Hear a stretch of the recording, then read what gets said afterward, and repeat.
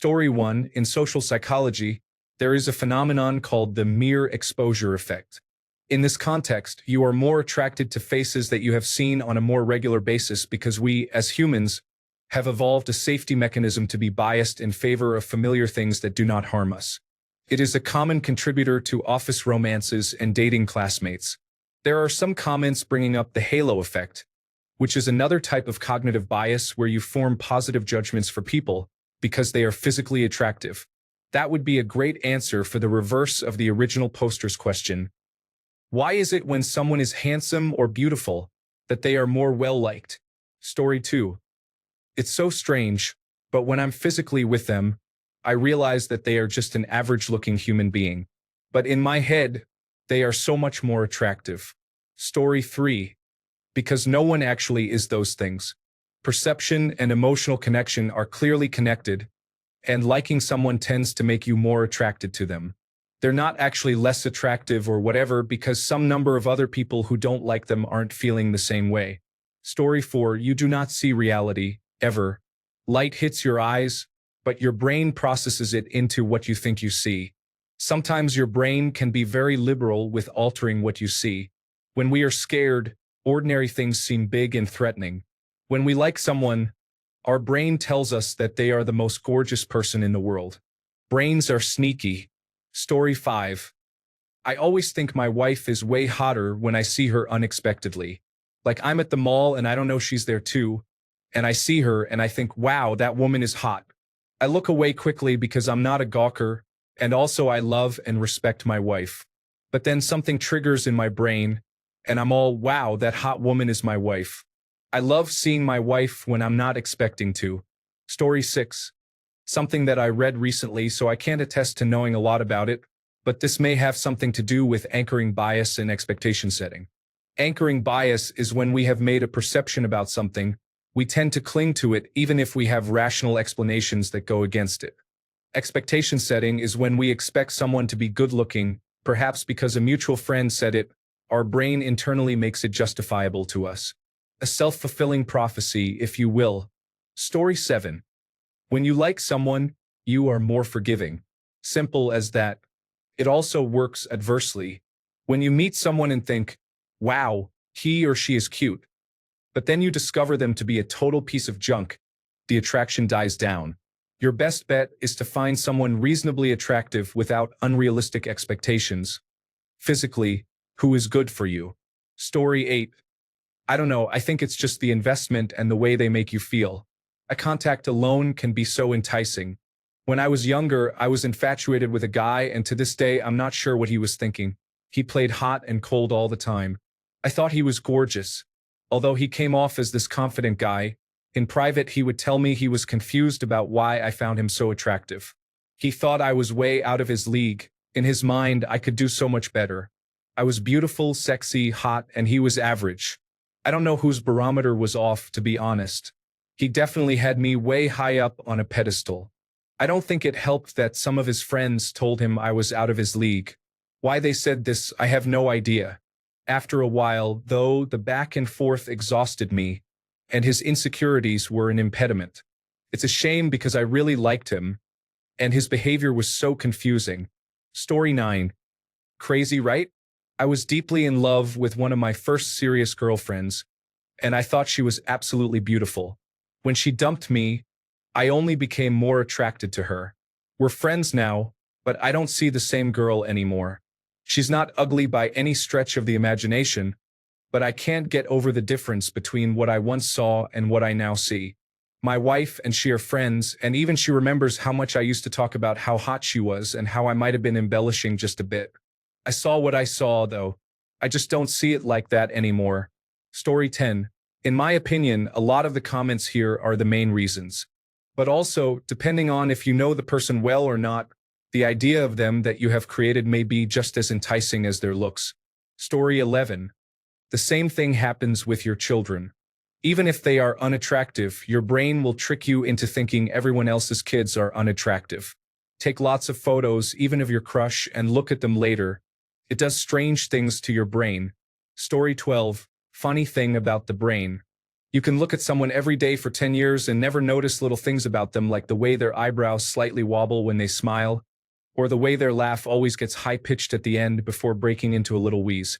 You only notice these things once you notice them, and then you start to appreciate their physical features. Story 13. You give them the benefit of the doubt in every way, meaning you will amplify all the positives and ignore any negatives because you will only want to see them in a positive way. Story 14. It is because of something known in psychology as the halo effect. From Wikipedia, the halo effect is a perception distortion or cognitive bias that affects the way people interpret information about someone with whom they have formed a positive gestalt, which is the way people form impressions of others. An example of the halo effect is when a person finds out someone they have formed a positive gestalt with has cheated on their taxes. Because of the positive gestalt, the person may dismiss the significance of this behavior. They may even think that the person simply made a mistake. The person would justify the behavior and connect it with the positive gestalt. The halo effect refers to the tendency we have of evaluating an individual highly on many traits because of a shared belief. Story 15. There are, I believe, 3 answers. First, there is the dawning of something new. You see something you have never seen before. It draws your attention and mind towards something new. Second, there is the ignorance of vision as time passes. If you don't take time away from something the first time you see it, you won't see the flaws. So make sure to take time between meeting someone. Otherwise, you'll miss things. Lastly, there is willful ignorance as well as nonsense. The final issue tends to be comfort. People are comfortable with what they have seen or decided, and because of that, they never change their minds. Story 16. I chalk it up to the halo effect in social psychology and communication studies. It's a perception bias where we're likely to latch onto a positive quality, often physical attractiveness, and let that overshadow the person's other qualities. Essentially, the trait or quality we like turns the rose tint way up for our metaphorical glasses, so we'll evaluate negative qualities as less negative or neutral. Story 17. When I, a 34-year-old male, was with one particular ex, I would have said she was the most beautiful woman in the world. She initially treated me like I was the most desirable guy in the world too, but she turned out to be insecure, impatient, and mostly full of nonsense. She twisted some things in her head to justify hanging out with another guy when I was traveling for work because it was unfair that my job made her lonely. Anyway, I held on to her longer than I should have after I found this out because of infatuation. I even tried to take her back several times after I first left her because of it too. She still contacts me sometimes and regrets messing things up with me. Part of me regrets it too, but all these years later, I'm not nearly as attracted to her. No joke, I thought she was better looking back then than any actress or model. Sure, she's aged a little, but even her pictures from back then don't look that great to me now. Story 18. Because sweet personalities are like frosting on cake. Cake is delicious, but without frosting, it may look boring. When someone is attractive and they have a sweet personality, they are automatically twice as attractive. Story 19. The old saying, "There's no accounting for taste," is one of the truest, most universal observations about humanity ever. I've dated women I was sure had no idea how beautiful they were if they were crazy about a guy like me, and yet here we were out together. She turning heads and me turning every conversation to, how did a guy like that land a girl like her? Some people don't like chocolate. Some people eat it for dinner. Some only eat it dipped in mayonnaise. How are you going to explain any of these preferences? You just never know. Let it bring you joy and just roll with it. Story 20. People do not have a base-level attractiveness. It is all a matter of personal preference at the time. As you grow to like the person, you also grow to like physical qualities about that person and knock down mental barriers of your own, so to speak. Story 21. It is probably because you start thinking about them more and more, which results in a more positive image in your mind. This also leads to comparisons, using that person as a standard. Story 22. You will only want to see the positives in them, from looks to personality, so anything that would be a fault in either their physical or mental attraction will be blocked, and you will only see the great in them. Story 23. The first time I saw my girlfriend, I did not find her as pretty as I do now. I don't want to say ugly because she is not. But as time flew by, I liked every inch of her more and more than the moment I saw her the first time. Story 24. I personally believe it's part of an illusion, or better said, a situation where I refuse to see the flaws of this person, both in their personality and features, possibly leading to you falling in love with the version of them you've created in your head and not the true person.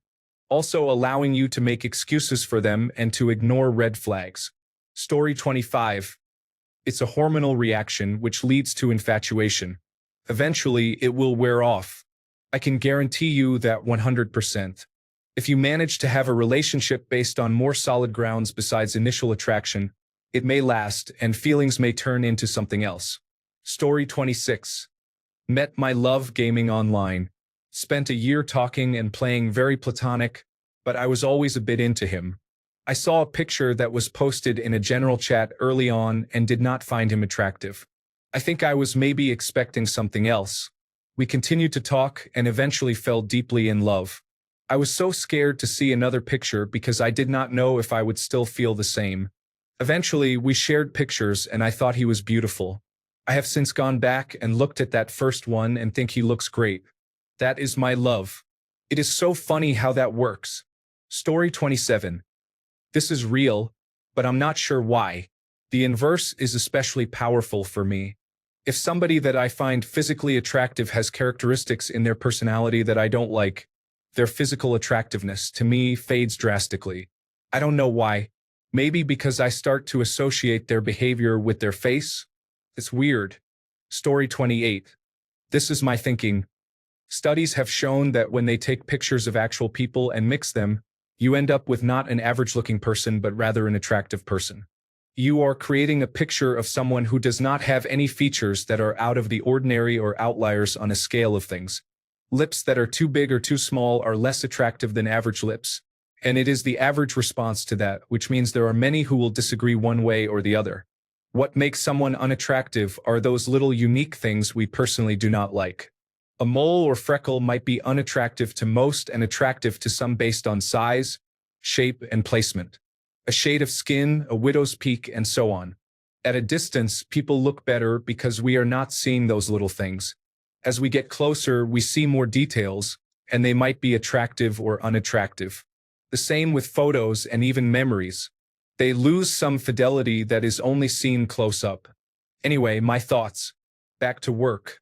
Story 29. When you see someone a lot, their image becomes the embodiment of everything they are. So when you see them, you don't just see them, you see everything you love about them too. Story 30. I've always liked this as an explanation as well. No, listen. I've got it now. You meet a girl, shy, unassuming. If you tell her she's beautiful, she'll think you're sweet, but she won't believe you. She knows that beauty lies in your beholding. Bast gave a grudging shrug. And sometimes that's enough. His eyes brightened. But there's a better way. You show her she is beautiful. You make mirrors of your eyes, prayers of your hands against her body. It is hard, very hard. But when she truly believes you, Bast gestured excitedly. Suddenly the story she tells herself in her own head changes. She transforms. She isn't seen as beautiful. She is beautiful seen. Patrick Rothfuss, The Name of the Wind, The Kingkiller Chronicle, Book 1. Story 31. There is no surefire method or accurate belief. Everyone is different. Everyone is looking for an asset to everything or someone to blame when things don't go their way. American society is just screwed up, mainly dating or relationships in these times. It's only going to get worse. The dumbing down of society is in full force. You can thank technology and social media and the loss of morals and values. If you weren't alive in the 1980s, that was the last of anything more pure with those values, where the bond of marriage and basic respect was actually a thing. You youngsters got a bad deal because the same things you've been handed off in this world aren't much of a society. You've been given a dying world, expenses that are out of reach, broken healthcare, and a broken legal system. A broken society where no one cares or respects anyone. Everybody is out only for themselves. Emptiness where you fill your cup with materialism and a narcissistic me attitude that only entrenches this broken society deeper, looking for things to ingest or imbibe in to try to fill those empty spaces in your hearts and souls, but it never quite does it, or ever will. And all this emptiness not being really filled, telling yourself you're happy, but only really having an empty heart and soul. The first thing that started this ball rolling towards the end of our species on Earth is the loss of morals, and the loss of values in society and respect and honesty in relationships. It only takes a couple of generations to lose touch. It perpetuates within each and every one of us until we get to a point blank where you realize the muck and mire we are wallowing in, trying to fill those empty voids that never really get filled. Again, you wouldn't understand this unless you were at least a teenager in the 1980s or before. It won't get better, only worse until mankind kills itself off.